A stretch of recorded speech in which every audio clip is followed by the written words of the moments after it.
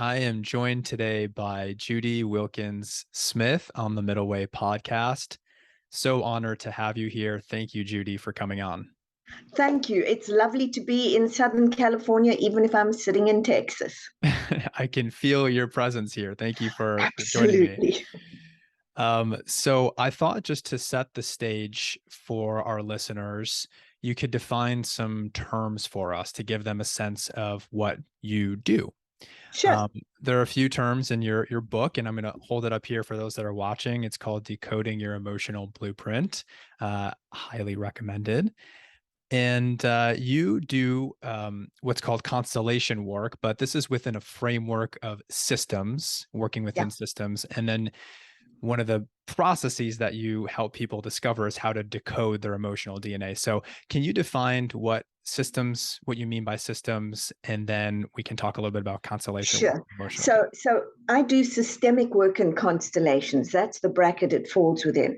Systemic work is the study of or the exploration of you within a system. You didn't just happen in a vacuum. You have mothers, fathers, grandparents. Whether you know them or not, you still have them. And so it's the study of how did you come to be you? How is that serving you now? And what is it that wants to happen next? Now, for many people who work in this field, they will stop at what happened to you? How is it affecting you now? Complete stop. For me, what happened was I began to listen to people saying, okay, but and then what? And I realized that this work very much lent itself to the and then what? And in fact, that often the pattern that was trying to stop, in fact, just about always, is sitting right next to the pattern that's trying to emerge. The pattern that's trying to stop is often a multi-generational pattern or a multi-event pattern. The pattern trying to emerge is the pattern that's trying to emerge through you as the chapter that only you can write. It's what the system is waiting for from you. Mm. So that's Now, systemic work. you've worked with people, and you've written and spoke about kind of scenarios where people will experience events in their life where they seem to come out of nowhere, but as you're saying, they could be multi-generational issues, and sometimes they might pop up at the exact same time in someone's life as it came up for a previous generation. Exactly. Yeah. Just wondering if you can kind of give us a sense a little bit more about how these issues are passed down from one person to another. So there are a number of ways. One of the ways scientifically that they've studied very well is epigenetics. So with epigenetics, a significant event happens. Now, with anything, an event happens, we have a reaction. The reaction creates thoughts and feelings and language and other reactions and more actions and mindsets and patterns. So then what happens is we have a library of those actions, feelings, thoughts. And as a parent, maybe we're passing those down by modeling it. Maybe we're saying, be careful, watch out, don't do. But there is also an epigenetic imprint that occurs on the system, and that becomes a blueprint for generations of subsequent behavior. So we have all of those.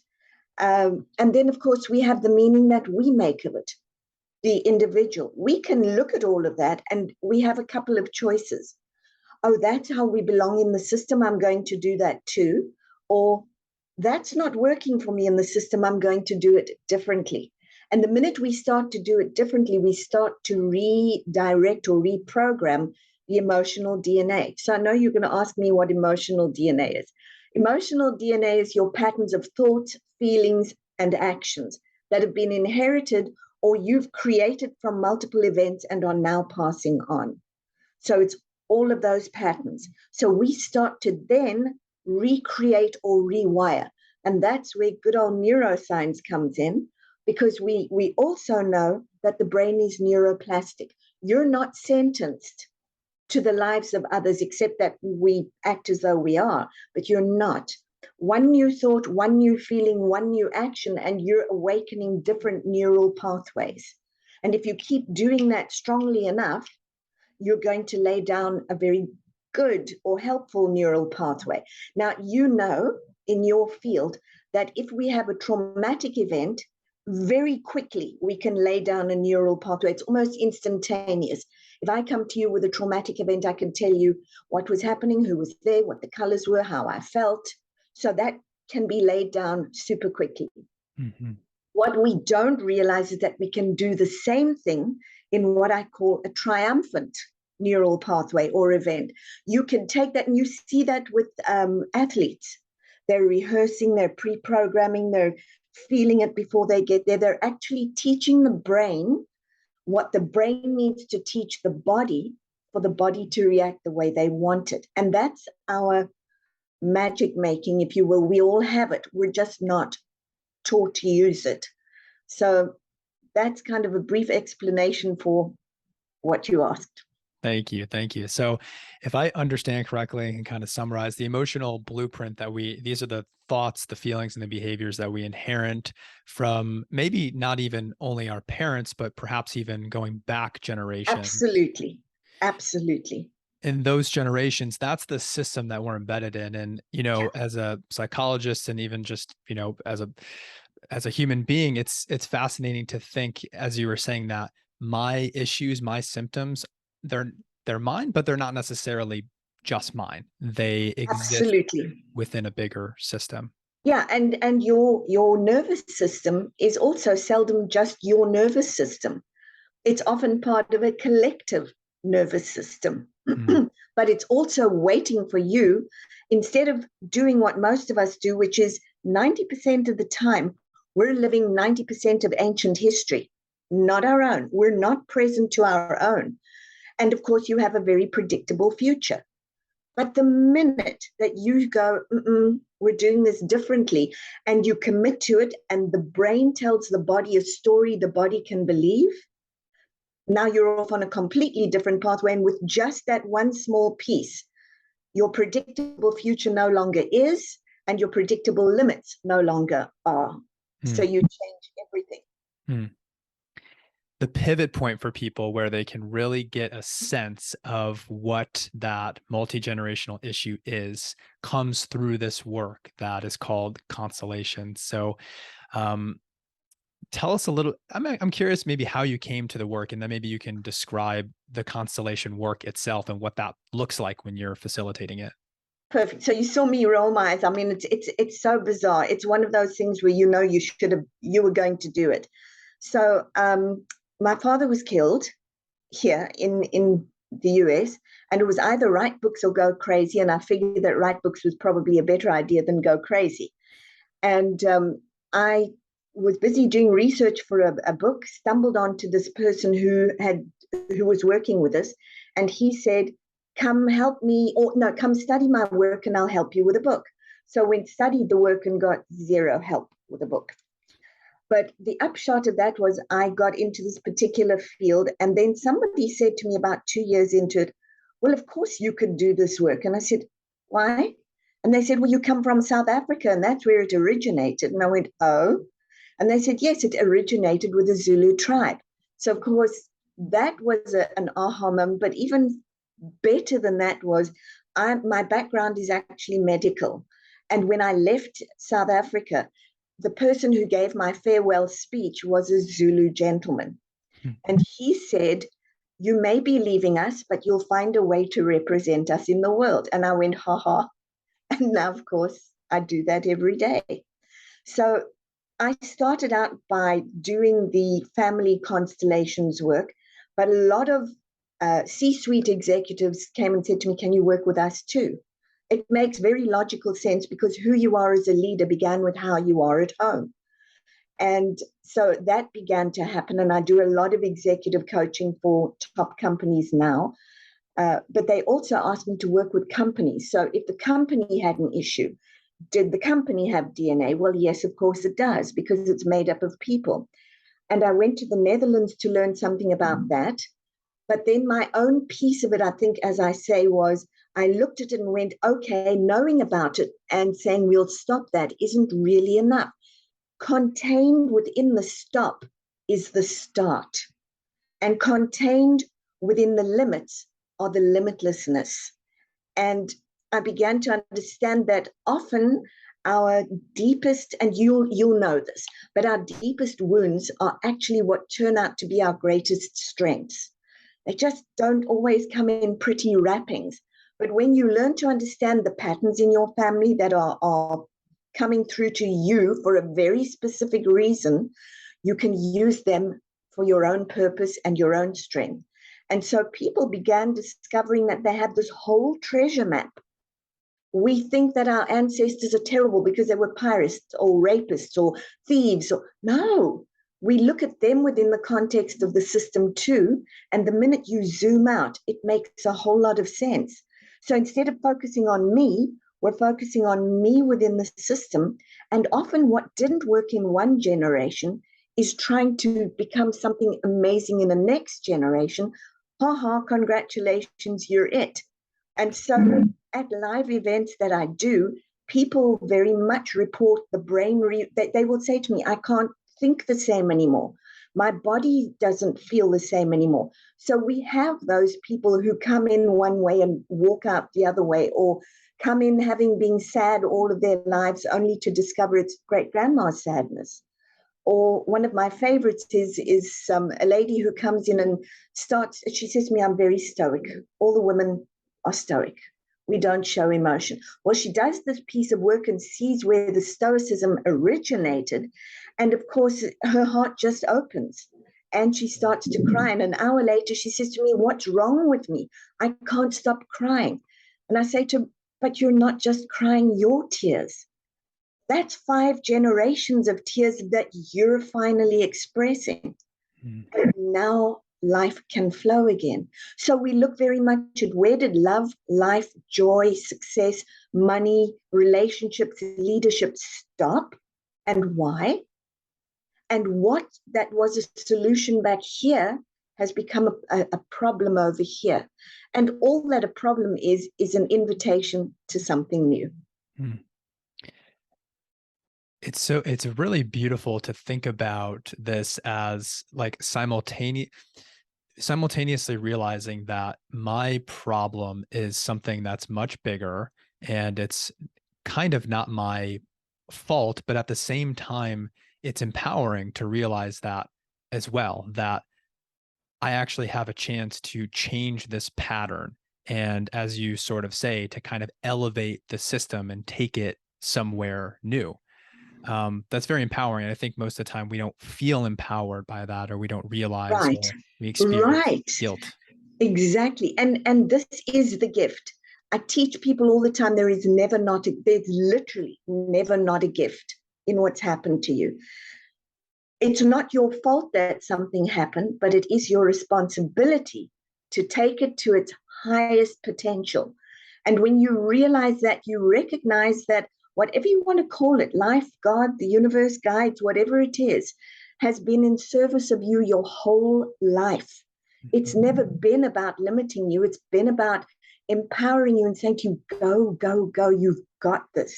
There it is. Here's what you think is a train wreck. Here are the gems. Now turn them into something amazing. And that's where we really are. It's that human potential piece. We're perfectly capable of creating incredible lives. It doesn't matter where or who you are right now. And again, it goes to everything, including money. You inherit money DNA too. I want to come back to that because that's an interesting piece to pick up on, and it certainly has the wheel turning in my head around my own life. But can you describe what the constellation work looks like when you're facilitating this process with people? Sure, sure. So I pay a lot of attention to language. What are the words you use? How do you use them? Language and body. But when we're sitting down, you and I, and you bring an issue that you want to look at, what I do is I listen with, I think, what Halinger called a lazy ear. So I will listen, and I want to hear what you have to say. And at some point, you're going to say something that's going to tweak for me, and I'm going to go, okay, stop. We know what the issue is. I've heard you say what you've said. Now let's identify the components of the issue. So maybe it's mom, dad, brother, sister, you. And then what I ask you to do is take the picture you have of that in your mind and put it out in front of you. So the way that works is I'll say to you, okay, Matthew, choose someone to represent your mom, someone to represent your dad, someone for your brother, someone for your sister, someone for you. And I want you to place them in the room the way that it is for you. Now, you're pretty clear about the way it is for you. Dad's off in the corner over there. Mom's over here. You're smack in the middle of everything trying to sort things out. Mm-hmm. Brother's couldn't care two hoots, and the sister is looking clueless. And so just by doing that, what you immediately see is the relationship between the different components. Mm. And so I will say to you, so what's up with that? Oh, he went off to Vietnam. He never came back the same. So maybe I'll put another live representative where he's looking, and you'll suddenly either see his body settle down or he may move towards that. Then we'll talk about, how come you're always in the middle? Are you the super glue in the family? Yeah. What does that feel like? It's heavy. Do you want to be the super glue? No, but who else is going to take care of the family? Okay. So when dad became unavailable, did you become the surrogate spouse? Well, yes, somebody had. So now you're starting to have your own insights too. So what is it that you really want to look at? I want to really be happy and free and not always burdened by this. Whose burden are you carrying? I don't know. Well, I feel lost sometimes, or I feel like I've got to support mom. So as we're talking it through, you may find that dad moves over. You may find that mom turns around to look. You may find that your representative is going, oh, or whatever is happening. And so we just explore. And I'll say to the representatives, tell me what's happening for you. And they tend to be super accurate. What's happening for you? Do you need to move? Yes, I need to move. So it becomes this dynamic process of moving. And all the time I'm listening to what you're telling me too. So tell me, Matthew, what's happening for you right now? How are you feeling? When you look at this, what happens for you? I feel sad, or I feel burdened. What would an ideal outcome be for you? I'd like to feel like I don't have to always carry all of this. Does mom want you to carry it? Yeah, but how do I leave it? Well, you're the kid, mom's the adult. What's happened for you is you've gotten very big in order to carry that. Can we get you back into position so that you actually feel what it's like to stand in your own space? And so we move through the whole thing. At some point, we'll look for, so you get a sentence of what we call resolution. You might say, you know what, I can't carry this anymore. That would be the stop of the pattern. The start of the pattern is, actually, we would first have acknowledging what is. This is too heavy for me. I can't do this anymore. And then I need to do this differently. But now you've got everybody in the system looking or interacting, and you can actually, you're not just doing it here. You can feel it. You can hear it. You're listening to their input.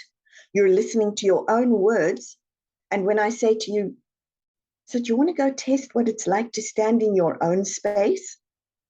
And you go, oh my goodness, you'll actually watch a jolt happens in the body and maybe in the face. And suddenly there's new language and you're trying out new sentences, and this feels very different to be here. I love this place. So different language is going to start popping for you. You're repopulating your library. You're telling yourself and feeling, hey, this pattern's done. And you're telling yourself and feeling, hey, this pattern is starting. And so you're rewiring the brain. Frequently, people will tell me, I feel something. My heart is open. And then if you notice, you'll actually feel the gut move from tight to the compass that it was supposed to be. A gut is a very accurate compass. And so that settles. So you're watching this whole 3D process happen. And when you watch this systemic work, it'll get to a stage where it's complete. The system knows it, the constellation knows it, and the client knows it. And you often will hear them go, or they'll settle, or there are tears, or there's emotion, whatever it is, but something shifts. And because it's an embodied experience, you have that heightened sense of aha, which people call transformation. And if you're at a 4-day event, it doesn't just happen once. It'll happen a number of times, because we also have you in groups, both facilitating it or looking at it and participating. and even more intriguing is the fact that you're always part of systems. And so if one person is doing a constellation, everybody else in the audience is getting a piece of work at the same time. Interesting. So for listeners who are kind of imagining this playing out, just to be clear for them, this is actually happening in 3D. You're In using other 3D, people in to real represent time, this. using representatives. And I have my favorite are the skeptics, because they come in and they say, this is not possible. This is play acting. And I said to them, no, you're about to get a sense of what I think in psychology we would call the collective conscious. You're about to actually stand in that and feel it for the first time. And they go, yeah, yeah. And then they stand in it and something happens, and you can see the shock as they settle in. Yeah. I've had so many people who come in skeptical. I had one gentleman who went, I'm really not cut out for this. And I said to him, can you just stand there as a representative? And he said, yeah, sure. By the end of it, he was so shocked he didn't know what to do. He said, I don't understand. I don't understand how I knew what was going on in their system. Yeah. And it's that I would say that the easiest way to explain it is, for the first time, we're literally making the invisible visible and the unconscious conscious. And that's just something that we're not normally taught to do. Yeah. But when you start to sense into it, you recognize very quickly that you do that all day long. You walk into a room and you see somebody and you go, I'm not getting close to them. Boy, you can feel the energy coming off. Or somebody else is in, you go, I want to go sit next to them. They look so kind. We're sensing into their systems. This just makes it a conscious sensing. So fascinating. And I'm glad you mentioned the word collective conscious or collective unconscious. And that is so much what this podcast is about, is trying to understand how we all kind of, the interconnectedness between us. Exactly. And I'm never sure whether to say conscious or unconscious, because they kind of get used differently, but it's exactly that. It's also why I created 2 constellations meditations. They're the first in the world. They give you a direct guided experience of going into a constellation, traveling back through the generations, interacting with them, and coming back into your own place. So that goes along with it.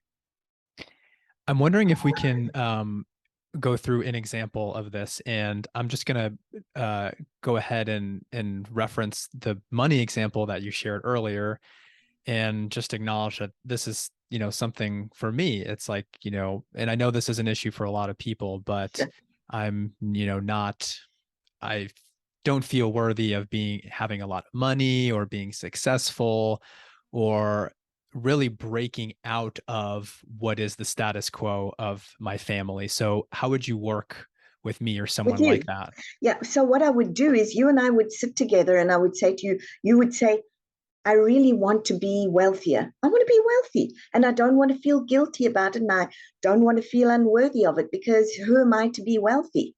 Well, first question for me is, who are you to not be wealthy? So let's have a look at why. So we would go and have a look in your family system. And actually, if you look in the book, I think I used the example of money in that map. So we have maybe your great-grandfather who has a lot of money, and then somebody called him out for being a cheat, or he has an event and he loses all the money. And his words are, you know what? I just know I'm not worthy of that money anyway. I'm not worthy of lots of money. Anyway, it's much better to be educated. So what do? The minute we don't have wealth, we think of all the other things that are better than money, because we've been taught that money is an or, not an and. It's not. It is also a very powerful living force, by the way. And I send all of my clients on money walks. But we'll come back to that. So for you, we've got grandfather or great-grandfather who says, I'm not worthy. And then he tells his kid, and it sits very heavily on him. And because he lost all of that, he loses his health and he has a heart attack and drops. Well, grandfather looks at that and goes, you see what money does? It's terrible stuff.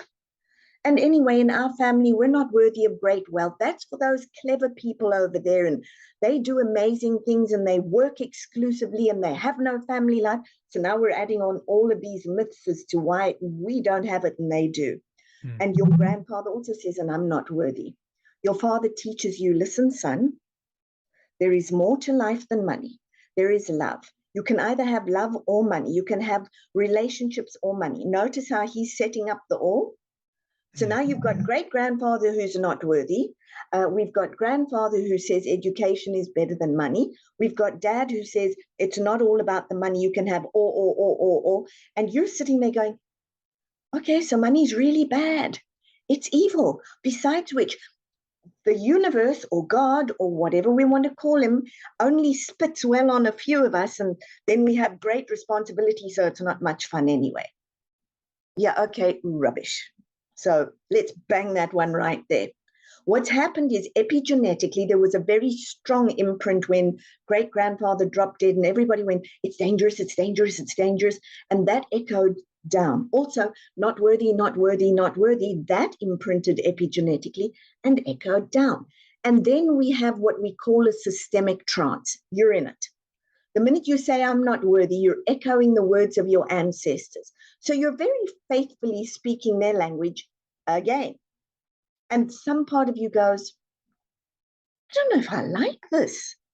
I mean, I see some perfectly nice people who seem to have money and relationships and happiness. So is it just because God loves them and they were really good 6 incarnations ago? No, they've told themselves a very different story. They've actually looked at money and said, welcome. They've looked at money and said, you know what? If they've had your story, maybe they all weren't worthy, and maybe I feel that, but I'd like to be worthy. Can we be friends? And they start to talk to money. And then they start to think, one new thought. What if I was worthy? What would I do about that? And what if all those generations ago there was wealth? Now, bearing in mind, if I were working with you, I'd have grandfather, at least great-grandfather, grandfather, father, all telling you that lovely language that you're used to, and you going, yeah, got it. And then I would say to you, can you tell them, for all of you who couldn't be friends with money and couldn't keep it, I want to do it differently. I can. I want to be friends with money. I see all the good I could do. I see all the adventures I could have, and I want that. Great-grandfather, you may not have felt worthy, but at one stage you were. And I want to take that from you. The not worthy, I don't want to take anymore. It's really time something changed. I have children or community or others, and I need to teach them a new truth. And if I can do it first, and I can teach myself a new truth and believe it and work with money to change, what's possible here? So as we're talking, what's happening for you? Yeah. So what comes up for me is that feeling of, okay, well, I don't want to abandon my family. Yes. So you talk about Beautiful. these, yeah, Beautiful. that's the core of it. That's the core of it. I don't want to abandon the family system. And this is common for all of us. So I love that you brought that up. So what you do is you look at your family system and you say, you gave me wisdom, you gave me love, you gave me joy. This I want to take with me. You also ignited in me the passion to bring back the wealth to this family, to flow money again and to do wisely with it, because we can. And for all of you, that's my gift.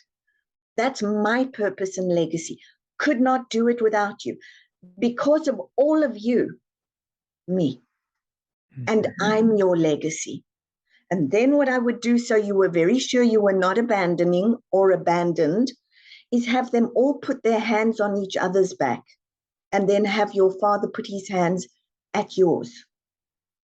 And then I would say to them, take a deep breath and breathe that worthiness through all of you and into Matthew. And Dad, when you're ready, push him forward just a little and tell him, do better than us and do better for us. How does that feel? That feels nice. What would you say? Well, I guess I just speak for myself. Is still this feeling of, well, it would somehow, they'd be proud, but it would somehow like sever the connection with the family. I would say it doesn't sever the connection. There was a very strong connection 4 generations ago to money. That was severed.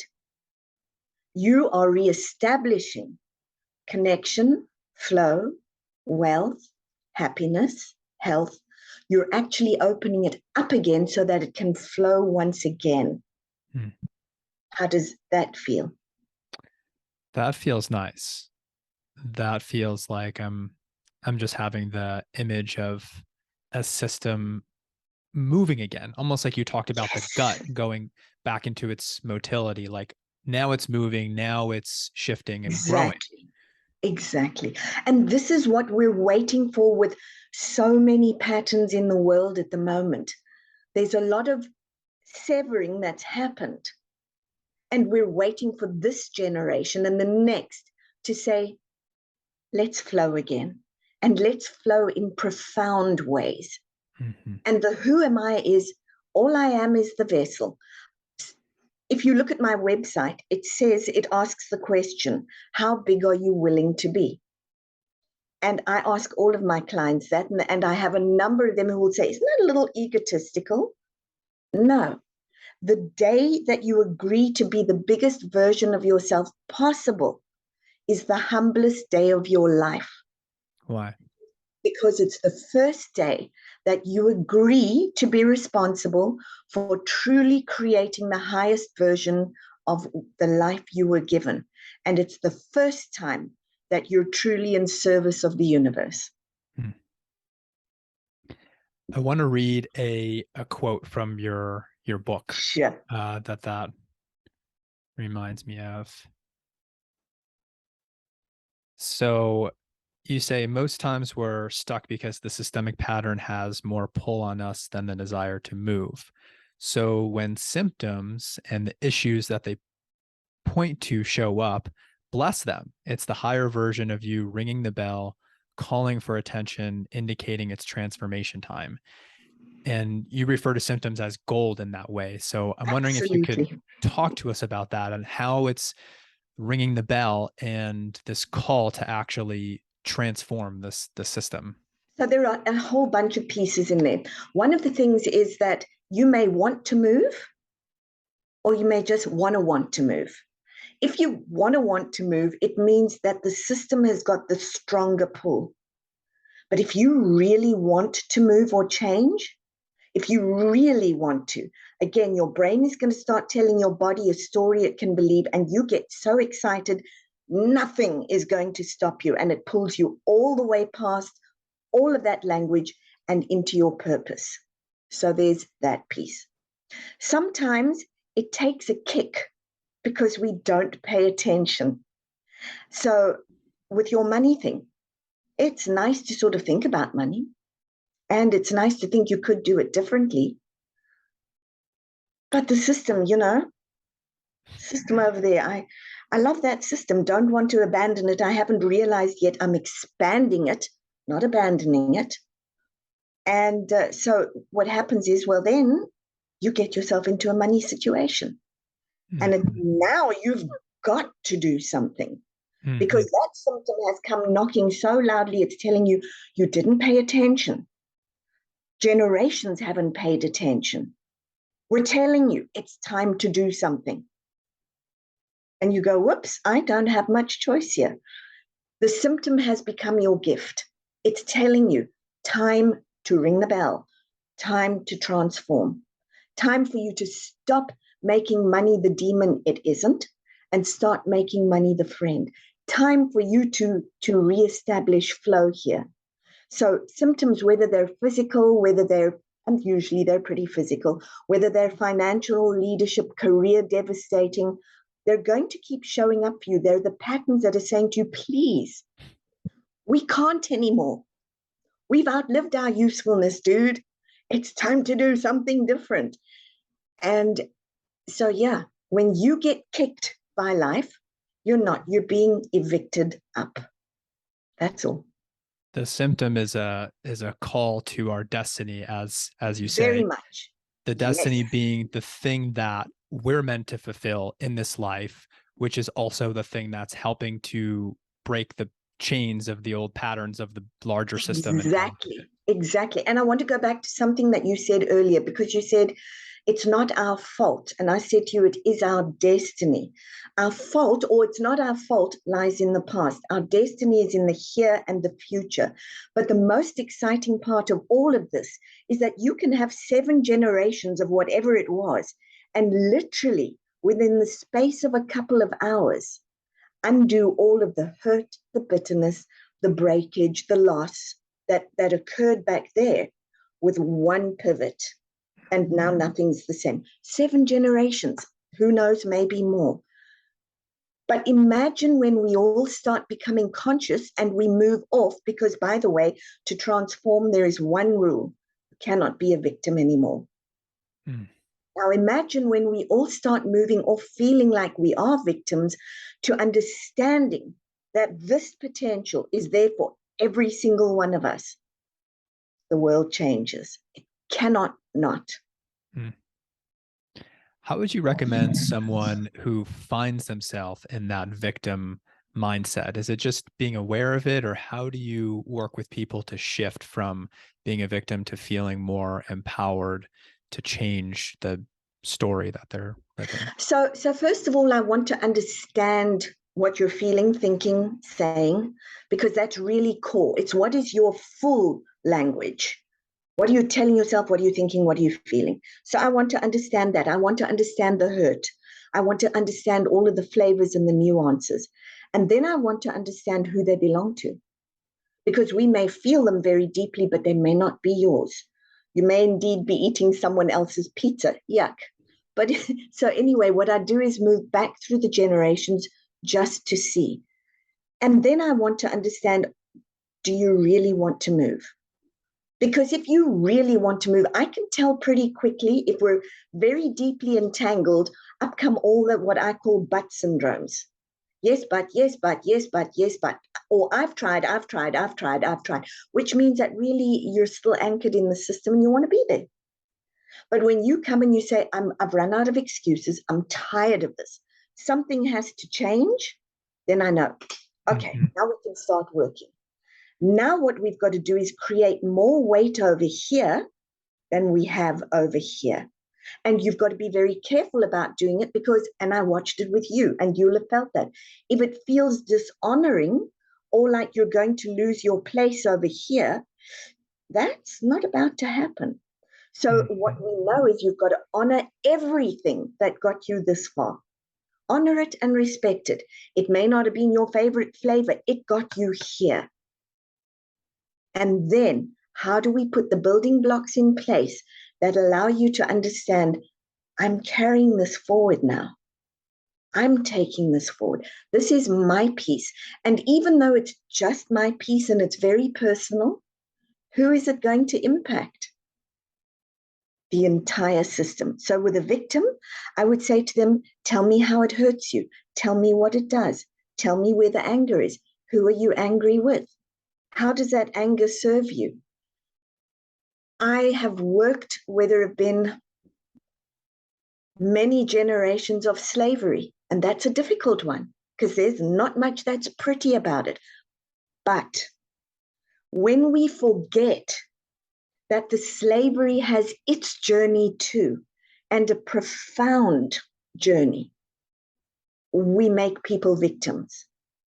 When they start to see, I come from something that strong and that incredible, that slavery piece, and what can I do with that?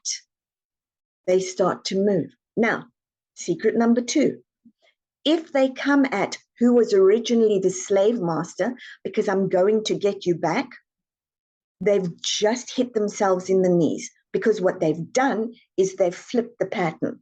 Now they're going to be the perpetrator and this is going to be the victim. And so we're just going to respin the cycle.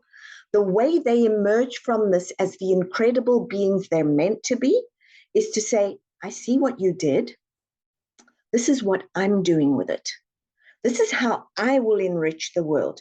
And you don't get to kind of stop me, because nobody can stop my destiny. When I stand in my own full power, when I don't need to put anyone else down or do it off the back of anybody else, when in my fullness I can take the step.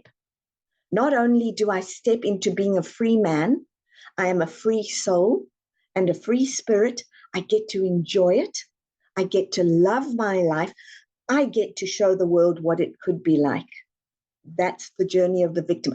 I am blown away by people, and I know this sounds weird, who are lucky enough to have come from victim, because they have a remarkable journey that most of us never even begin to imagine.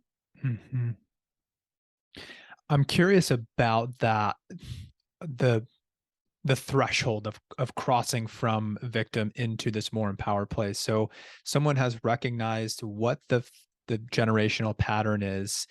As you said, they've sort of resolved the feelings around, abandoning or something like that, and they really want to change.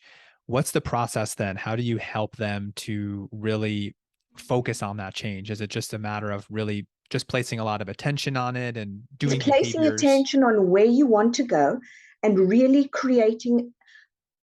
If you watch me at a live event, you'll see I'm very particular and careful about the language I use, and I will test it. And I'll say to the client, you only use the language I'm giving you if it fits. If not, shape it with your words. So it's got to feel mine.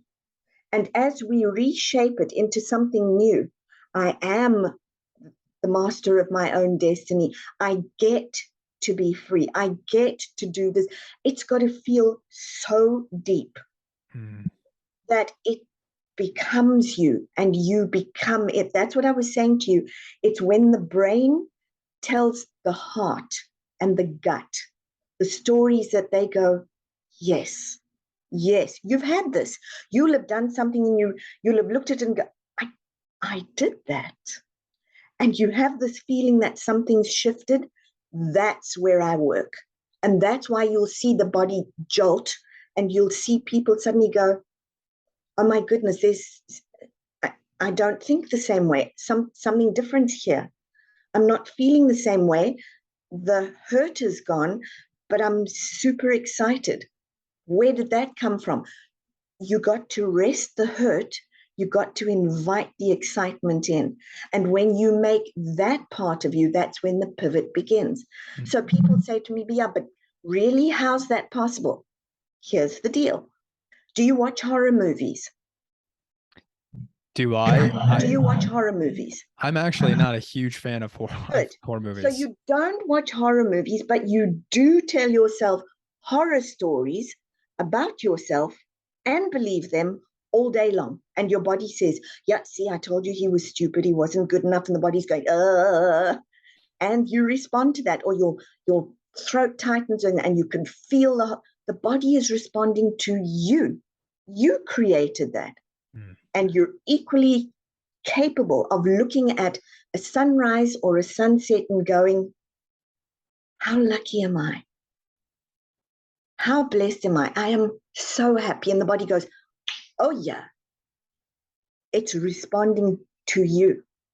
So when you give it a command that your heart and your gut can believe, you achieve that state of cohesion.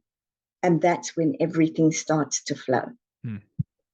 I'm really savoring this feeling now of the sense of autonomy. You mentioned like being an autonomous person, an autonomous soul, and the sense of empowerment that comes with that. You've given an example before of something that most people have experienced, like that they want to save up for a vacation. They know that there's a voice that says, don't go on the vacation. But if you've worked hard enough and you've saved the money and you get the sense that, wow, I created that. I got to go on this vacation because I decided that's what I wanted to do. And just on an experiential level, because now you've experienced that, in your heart and in your gut that you actually have the reins of life. It's in Exactly. your control.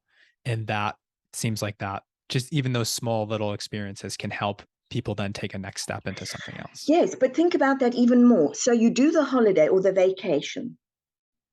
Now I would say to you, go and sit down and I want you to write down, what did I teach myself about me? I can save, I can stretch, I can do these amazing things. I went on a vacation that my parents always dreamed of. Wait a minute, they never went on a vacation. I've just changed something here. They always said, only hard work, only. Wait a minute, I'm saying there's room for work and play. So you really want to notice that you're not just doing something, you're doing it within the context of a system, and ask yourself, am I stagnating, devolving, or evolving as we're going along? Because we're very good at turning champagne into water rather than water into wine or champagne. And yet we're so capable of doing that. Yeah, it's so funny that you mentioned that as you were talking. I'm realizing, I'm giving this great example, but it's so true for me, the holiday example in the context of my larger family system. And there are so many layers there. So I'm gonna have to do some more reflecting Yeah. on And that. what happens is they look at you and go, well, he went on a vacation and he didn't drop dead because he wasn't working all the time. And he didn't get smited by the universe for changing the pattern. I think we'll do it too. And before you know it, the rest of the family is very happily toddling on behind you because it watches for you. You're the expander. And if Mhm, you don't get killed for it, they go, okay, we can all take that step. mhm, mhm. Yeah, it was helpful to hear, it's almost like you're giving I know that you're not giving people permission, they need to give it themselves, but to reframe it as you're actually doing your family and your So system a much good. favor. You're doing them good. Yes. I think that helps Yes. people with that guilt.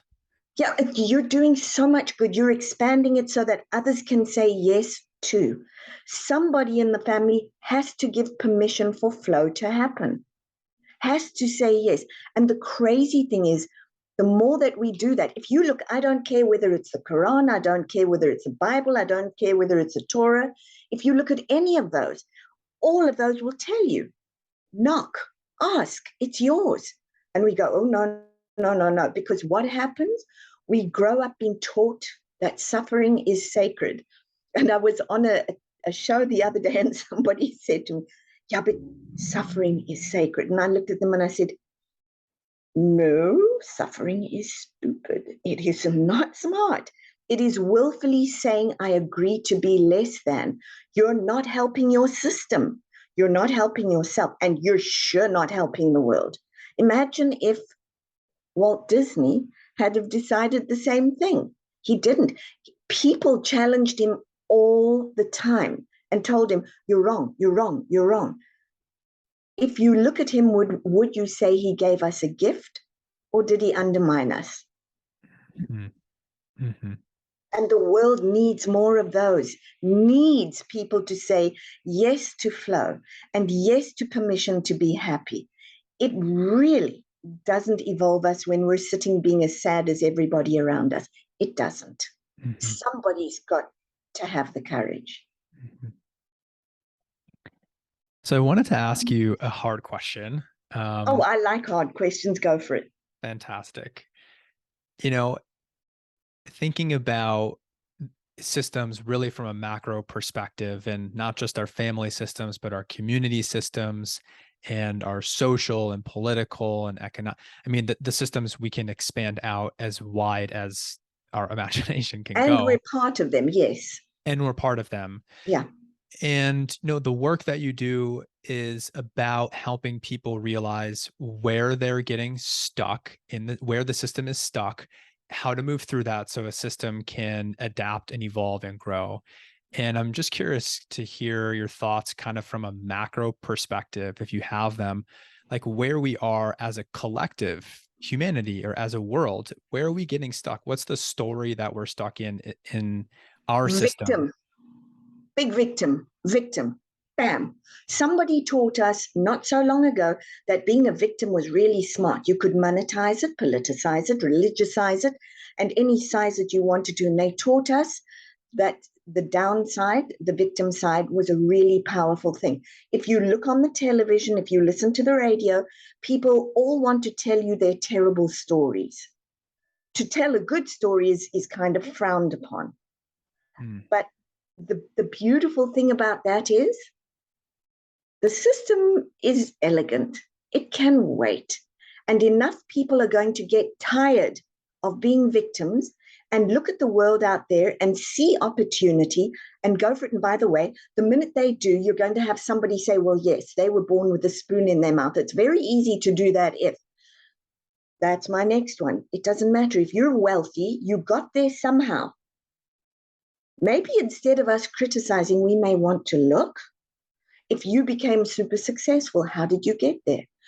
We've become a society of not only victims, but pickers. We pick at each other. We don't celebrate each other. Now, think about this for a moment.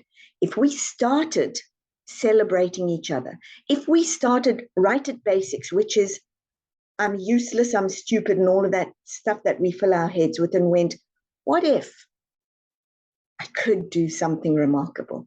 What if I just began with one step?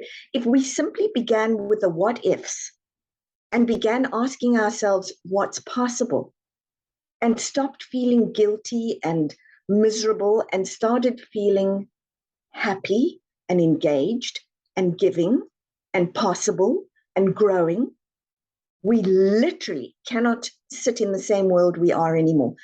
The beauty of this work is that it doesn't judge. It simply shows you what's happening and it shows you what's possible. There is no judgment. You're going to do what you're going to do, but the choice is yours. If we start becoming aware that the only reason we're stuck right now in many areas is because we chose it, and people are going to scream and shout, but we did. If we start to realize that we can make a different choice, and people are still going to scream and shout, but I would say challenge would be if as many people as possible chose for 21 days to simply have one new thought, one new feeling, one new action that spun to the positive and their potential, within 21 days, you're going to see a very big shift. But we've got to get off victim. We have very nicely gone and put ourselves in a mud bath of victimology. It's not going to get us anywhere. Thank you for that. There's potential. That's a powerful thought. No, it's a powerful a future reality, not thought. All you got to do is do it. Is there anything else, Judy, that we haven't covered that would be helpful to add? I know I've asked you a lot of questions. I would simply say there are a couple of things. Don't start tomorrow. It's time now. Start recognizing, start putting down. No, let's go one further. Start identifying the patterns in your life. Start identifying their origins. Begin to understand that you are the change agent. And it's not a nice woo-woo idea. This is practical, it's applicable, and it's doable now. And then take one new thought, one new feeling, one new action, just that.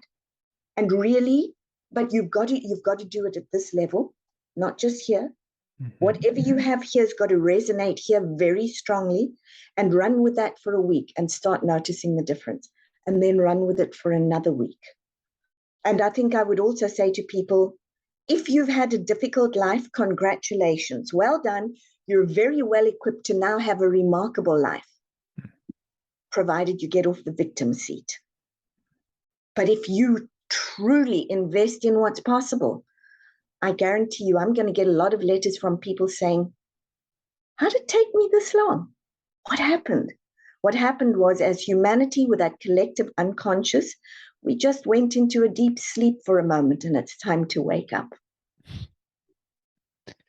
Well, just sharing that, I'm certainly feeling a sense of motivation and excitement about this, about doing this work. I mean, and I just thank you so much for what you're bringing to the world. And it really is exciting, and I can just feel the joy swelling up. So, thank you, Judy. You're so welcome. It's exciting to watch you, and it's exciting to watch the world. We need to stop saying it's in trouble. It's not. It's at the beginning of a brand new chapter that we get to shape. How incredible is that? Hmm. Hmm. Where else can people find your work? The book again is Decoding Your Emotional Blueprint. Where can they find out more about you and the work that you do? Wow. So, first of all, my website, judywilkins-smith.com. And that also is where they'll find my constellations meditations. And then Spotify, YouTube, Instagram, and of course, really importantly, in November, at November 10 through 13 at Disney World, I'm doing capability and resilience DNA. So it's wiring the capability and resilience.